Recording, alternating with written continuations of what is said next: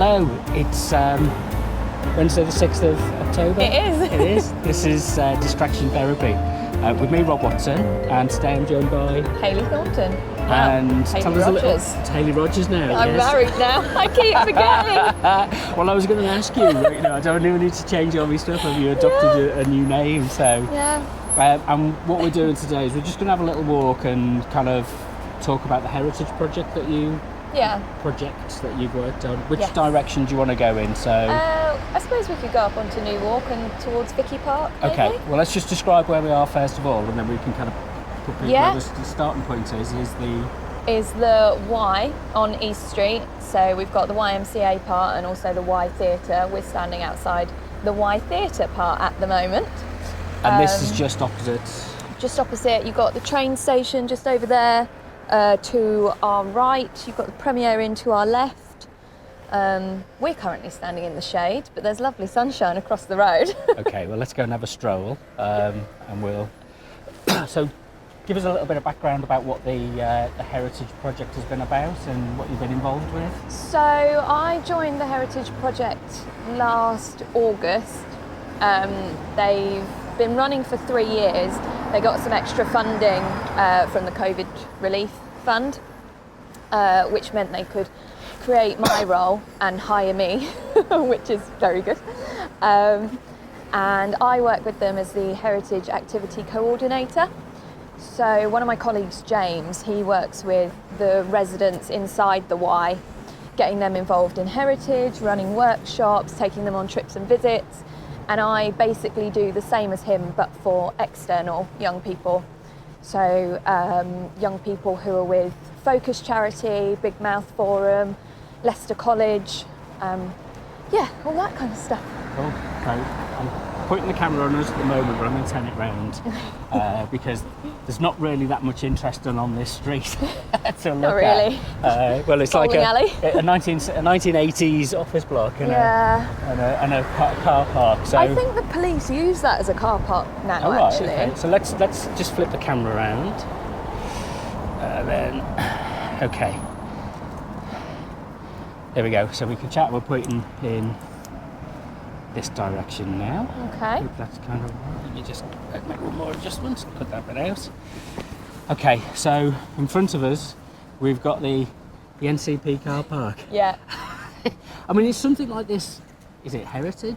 Is it, where do we stand with things that are like this? And I suppose that's the thing that this job has really taught me. Like when I came to this job, one of the first things I was asked to do was to think up some sort of heritage activities that we could get involved with. And I was thinking, stately homes, castles, like that kind of thing.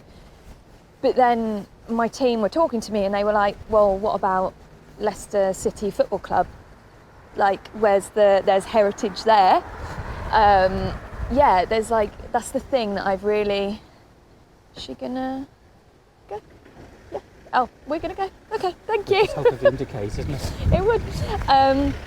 Now she's gone a different way. So when you walk past something like the NCP Car Park and you think, well, does that count as heritage? I think that's what this job has shown me, that actually you can pretty much find heritage anywhere. So it's all around us. Yeah. And I suppose it disappears. The problem with heritage is it's like we keep moving forward. Yeah. And we keep building new things. Yeah. You're left with just kind of traces. And I think one of the things I've noticed about, what's clear about Leicester is that if you'd have come here 30 years ago, it would be a really different place. It would be very industrial, lots of workshops. Now it's much more office-based and and like recreational. those factories have been turned into apartments and all that kind of stuff. Actually, just before they started the Heritage Project to get their sort of funding for it and advertise what they wanted to do, they made a sort of black and white Charlie Chaplin-esque film to promote it.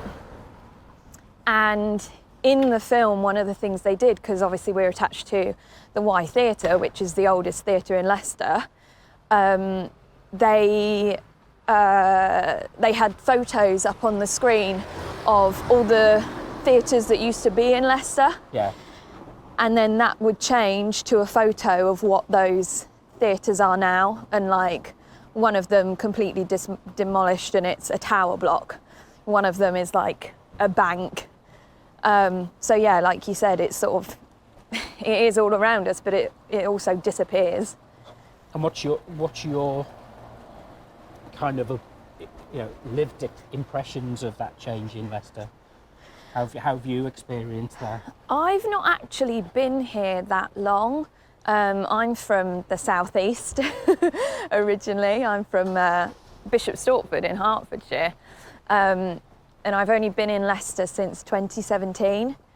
So for me, I've not noticed, I don't want to say I've not noticed massive change, because there has been change. There's been, like new buildings going up and all that kind of thing, and like all the changes they've done at Foss Park. Foss Park is even more ginormous now than it was before. Yeah. What were your first impressions then, in terms of, I mean, you might not have been looking specifically at Leicester as a, but it is, there's a kind of a marketing push that it's it's the heart of England. It's the mythical place of the birth, the mythical the death place of King Lear. Yeah. It's Richard III, all that kind of stuff. And what was your abiding impression of, what did you anticipate when somebody said, well, we're moving to Leicester?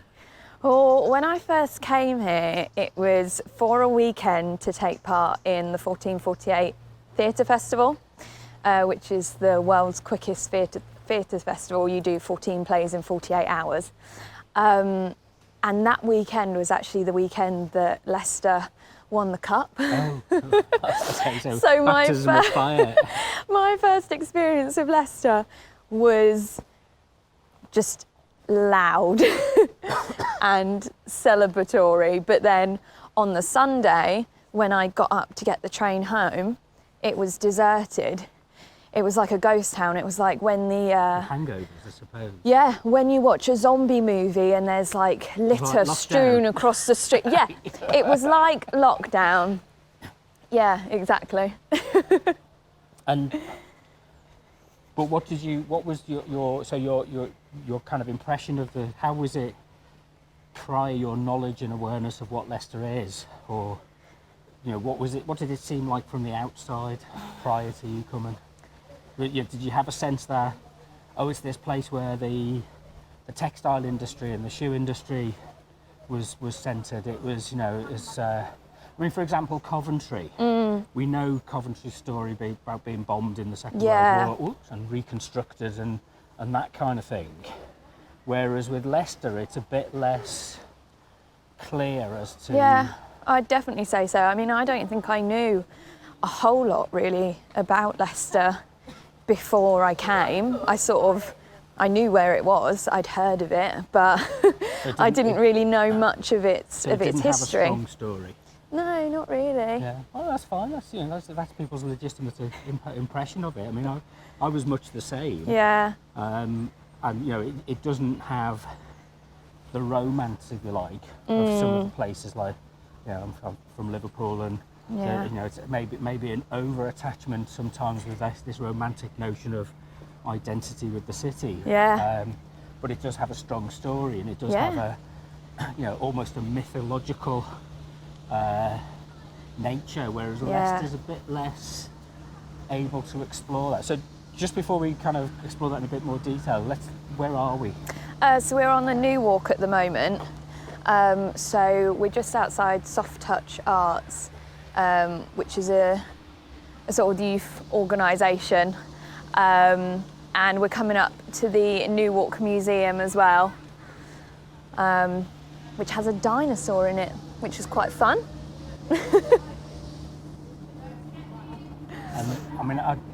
There's really handy signs everywhere in Leicester, which is quite useful if you want to find. So I've found them invaluable when I've been doing sound walks. Yeah. And I'm struggling with something to say, well, this building was built in such and such a time.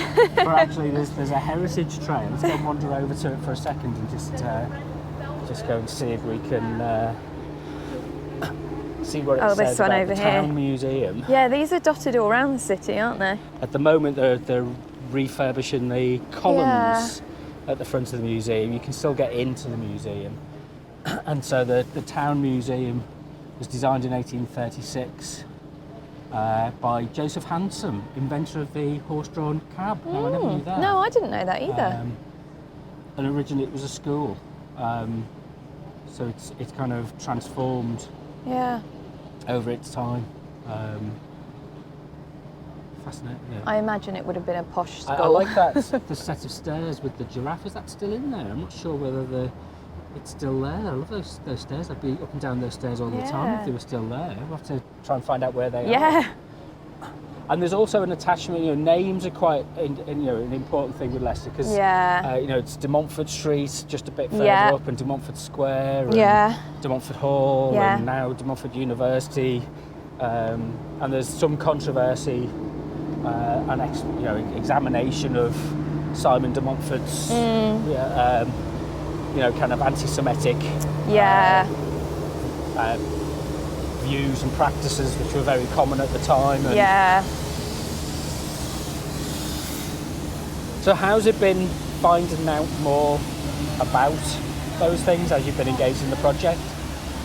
It's been really good. I feel like I've learned a lot of different things, and sort of when I first moved up here was around the time that they were putting in the Alice Hawkins statue as well. So through that, sort of found out more about Leicester's sort of textile history and its suffragette movement. So I'd say as much as the project is about engaging young people in heritage, I think it's definitely taught me a lot more as well. So this is, we're just crossing, there's a bridge goes over what's called Waterloo Way, I think? I think so. So if you go that way in front of us, that way, you get to the Tiger Stadium. Tiger Stadium, Attenborough Arts Centre to the left. And University of Leicester's over that side. And then this other way, which will go up the steps. You've got train station You've got just the train there. stations. That's so you in the distance there's Leicester train station. So and a remarkable day today. I didn't expect it to be so. I know. So sunny. Yeah. I'm pleased it is. Yeah.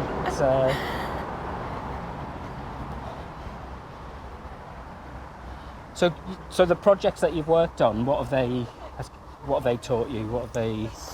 So I suppose one of the main projects that I've worked on was the Digital Persona project, and that was all about bringing young people and heritage locations together, but adding a digital aspect to them. So although you're very much engaging with the heritage of the site, you're sort of bringing that heritage up to date so that it's more accessible for a wider audience. And that was when I started on the project, we were still sort of in a part lockdown, because obviously Leicester was kept in lockdown for a very long time. And we were still doing a lot of work from home stuff. So that digital project was the perfect one to start with, really, because it married all the elements together. And it was really successful. We had a great bunch of students involved from Leicester College. They all worked really hard, all the sites that they were put with. I think we worked with 7 different heritage sites. They all really enjoyed the experience. And I think it really helped with their understanding of how to engage with young people, because I think sometimes, well, it's sort of the way they're portrayed in the media, I suppose. People think that young people are always just grumpy and moody and standoffish. And if you're sort of a heritage site, you often have things for families with young children, but there's sort of an age that gets kind of missed. Yeah, gap in between. Yeah, so to have them come in and sort of work with the sites and say, well, I think this would work really well to attract a wider audience, and why don't we create this trail? Yeah, it was a really successful project. So this is the Montfort Square. As you can see, it's a kind of green space. You walk heads back down into the town centre that way. This is the Belmont House Hotel, and the road goes up to Victoria Park, and it takes us to where the old racecourse used to be in Leicester. Was that Victoria Park? Yeah. I didn't know that. Yeah, it was on the hill, and there was a pavilion there which got demolished in the 1950s, I think. And then some of this information is starting to seep in. Yeah. But you need informed guides. Yeah. And, you know, it's kind of, I profess my ignorance. And then the race park was moved further out towards Oadby, so it was... you learn something new every St. day. Stephen's Church in front of us, which at the moment is probably in shadow because the sky is quite bright today, and the leaf colour is starting. You know, we've got that autumnal. Yeah. We'll walk up to the oval and then we can kind of double back round. Okay, cool. We're only doing a short walk today. Next time we'll do a 3 hour meander through the back streets of Leicester, and we'll bring a tour guide with us who can tell us all about the industrial heritage and why, why things are laid out as they are. But it is fascinating how the story through a city is told through its streets. It's the pattern of the streets. Yeah. We think about London very much in those ways. Yeah. And of course Paris was, in the 19th century, was completely redesigned. Yeah. I can't remember the name of the guy who did it. It was very famous that they cleared a lot of the old town away and put in the boulevards. And here in the UK, we've never really done that. We've never taken that kind of Parisian approach. What we've done is we've kind of we've had ideas of what redevelopment is over different periods, some of which have been successful, some of which were swept away as they became unfashionable because they didn't know how to maintain them and look after them, which now would be incredibly valuable. So things like you look at old photographs of Leicester, and some of the areas, particularly around when they put the inner ring road in, St Margaret's Way, is that what it's called? Yeah, I think so. And that swept away a lot of the old streets, which now a lot of people are longing to have retained that, because the centre of the town has become much more of a focus for social activity and for kind of the nature of the town has changed. You don't go into town to work, you go into town to relax. Yeah. So you can trace the shift and change in the patterns of the way people live through the multiple uses that buildings have, I suppose. Yeah. I live in a terrace house, and I mean there's just streets and streets of terraces in Leicester, and I'm always thinking, okay, well, who used to live here when they were originally built? What factory did this street belong to? And it's when you look at them and you go, the toilet used to be outside. Yeah. And it's like, how many, I'm in a terraced house and it's got 3 bedrooms, but one of those rooms is a bathroom. Yeah. It's not 3 bedrooms, 2 bedrooms. One of those is a bathroom, whereas it would have been, it was built on the basis of it being a 3 bedrooms. Yeah. So where did you wash? Yeah. At the kitchen sink, really. Yeah. A tin bath in the kitchen. It's. Should we walk? Which way do you want to walk? Should we walk down London Road? Yeah, why not? Go that way, and that gives us a nice circle, and I think we've got enough time to do this in. Yeah. So then and you think about those changes. What was interesting on my street, somebody was telling me about it was a guy who was replacing some windows on the street, and he said every couple of houses they're different. They weren't built in one go. No, so I've all of the heard houses this. weren't built at the same time. Yeah. As people got the money to pay for them, then they were built. Yeah. And they were built in batches of 3s and 4s. Yeah. So all of the things like the architraves, and if you look at along the street, all the just slight differences. Yeah. So you can't do a standardised replacement of windows and things like that because it's still different. I don't know if it's true or not, but when you look at terrace houses and every few of them have got like a name above them. I heard that that's because they used to build them like just a few at a time, but they wouldn't name all the houses until they wouldn't number, all the houses until the street was complete. Right. So they'd give those like 2 or 3 or 4 a name, and that's how you'd get your post. And these houses are interesting because these were once family houses. Yeah. And now I imagine they would have been pretty grand originally. Yeah, and they've been turned, over the year, in more recent years, they became, bed and breakfasts and apartments and and flats office and space, and it lost its kind of grandeur as a residential area. Just on this side of the road, on the other side, this is London Road, and just on the other side is Highfields, which is literally just a couple of minutes walk from the railway station. It goes up to the hill and then goes into Evington. And Highfields is, if you look at the architecture there, it was quite a grand place at one point. This is used to be a bar that looks like it's being refurbished. I didn't know that was gone. Yeah. And that's the thing, it's it tells the period of time that your favourite bars or nightclubs come and go. Yeah. And it finds a different use, and then it gets It also shows how long it's been since I had a night out, that I didn't know that place was gone. You were trying to find it, book a table. Yeah. Why can't I book a table? They don't answer any of my calls. Yeah, they closed down 2 years ago. Yeah. So, some cities you go to and there's cranes everywhere. Yeah. Leicester's not really one of those cities that's done that. There's a few not really. bits of building now, but they don't tend to be the kind of the very tall buildings that you get in Manchester. The last time I went through Manchester, it seemed like they were shoving up tower blocks. Hotels and apartments everywhere. Oh, so I'm just looking at this. See what. One of the things with Leicester is it's known for its diversity of food places. Yeah. And the Chinese, Korean, Japanese, Thai restaurants that are now in the city that are almost replacing a lot of the Indian restaurants now. And then there's the Turkish, and so that you get a sense of the cultural life of the city through its food as well. Yeah, very much so.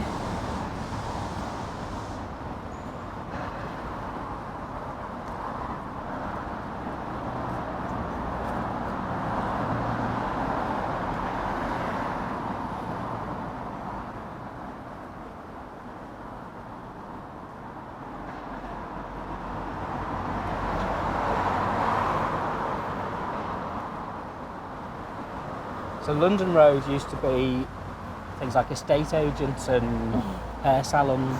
Yeah. It's not. I wouldn't describe it as a destination high street. No. It's kind of unfortunately, it's one of those roads. It's like Narborough Road near where I live, which is a through road for the. So a lot of people travel through, so the traffic's quite heavy. That's what I always think about those cafes on Narborough Road. Like, is that an enjoyable place to sit and have a meal? Because it's such a busy road. Yeah. And the centre of design, we've lived through a period since the 1960s where the focus of urban design has been the car and getting through places, where that shift is happening now. If you look at places like Barcelona and Birmingham have just announced that they're going to be doing, they want the whole of the city centre to be a low traffic zone. Oh, really? Because they want to encourage life within walking distance. Yeah. And amenities within neighbourhoods rather than it being purely about people getting from A to B, finding a place to park. Yeah. And then and one of the statistics that they use to promote the Birmingham plan is that less than 25% of journeys are less than a mile. Wow. And when if you took them out, if people felt confident about walking or about using public transport because it was cheap enough, yeah, and Leicester, the tram system used to run right the way through Leicester. Yeah. And we don't have, that was taken out in the 1960s. You can still find traces of it when they dig up the roads. Yeah. Certainly around the clock tower area, the remains of the tram lines are still there. So it's hidden away. Yeah. That's an interesting doorway. It's like a kind of the styling is the original architraven or whatever it's called, kind of 1930s. It's very Art Deco. Yeah, you'd think it would be a feature of the building, but it's kind of hidden behind a massive big street sign. And likewise with the frontage on this shop, very 1930s, and this one as well. I've never noticed that before.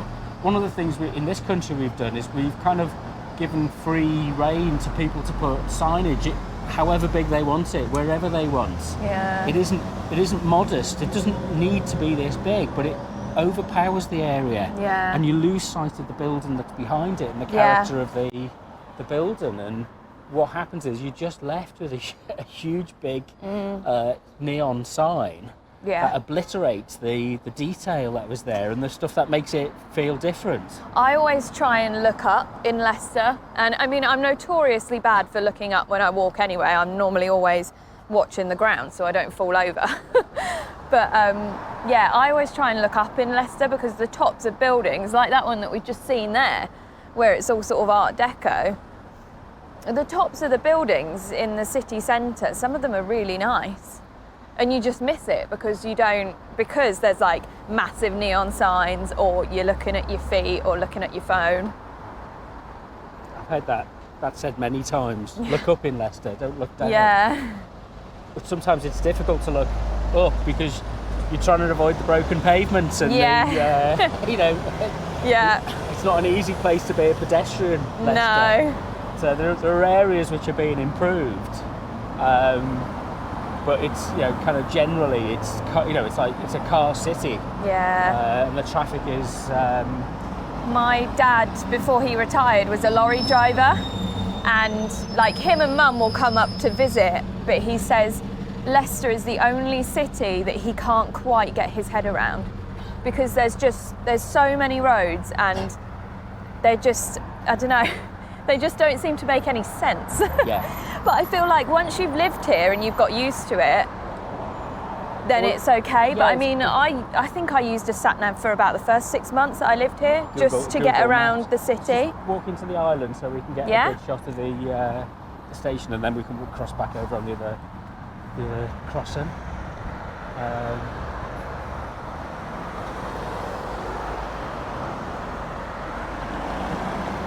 So Leicester Station.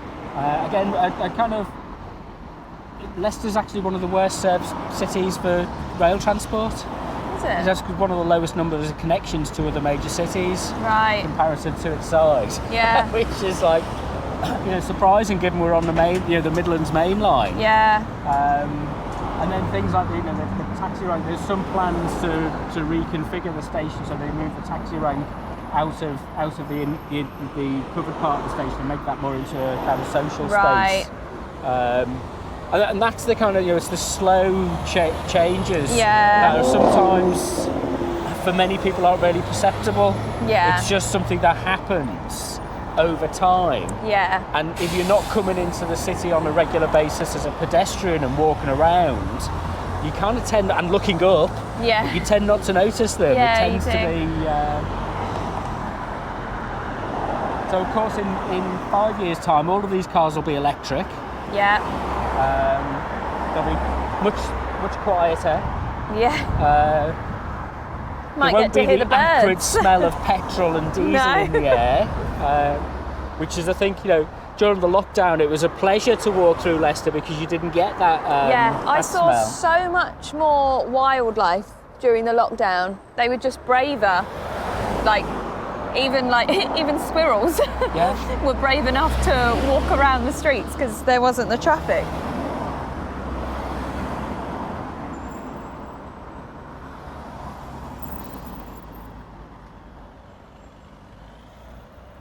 Yes. Yeah. Hard to look at the road and look at the camera at the same Yeah. time. So How did you feel about your walk? Yeah, it's been really nice. It's been nice to be out in the sunshine, have a nice little chat. I learnt some facts as well. Like, I never knew where the racecourse used to be. So that was nice. I can tell people that fact of the day. And in your working day, do you have time to, do you do meetings? Do you do walking meetings? Not really. It was something that, because I work at the Y, so we have obviously residents here, it was something that some of the youth workers were starting to put into place, where they'd go out and residents could join them if they wanted to, and they'd just go for a walk for 20 minutes, have a bit of a chat, have a catch up. But it's not something that we sort of do like regularly. Maybe that's something that you can put in place. Yeah. On a more frequent basis, is rather than staying in the office. Yeah. You get out and walk the walk as well as talk the talk. Yes. Quite literally. Yeah. And do a heritage walk. So, okay. Well, thank you very much for coming out with us. It's all right. Thanks for having me. We'll do this again at some point because I've enjoyed it. Yeah, that would be great. We'll learn more about, we'll come armed with facts and figures, and you'll plan a route and say, I really want to take you to this place because there's this really interesting building I've seen, and we just we'll bring a coffee with us next time as well. Lovely. Mine's a hot chocolate. Okay. Thank you very much. If you want to get a bit more information about this distraction therapy, go to my website, which is robwatsonmedia.net. You can get in contact with me on Twitter or Instagram at robwmedia. Do you want anybody to contact you? Maybe via the Y? Yeah, so if you're interested in any of the things that we're doing at the Y, I am Thornton at leicesterymca.co.uk. I'll put a link to that in the in the blog post as Lovely. well. And until next time, thanks very much.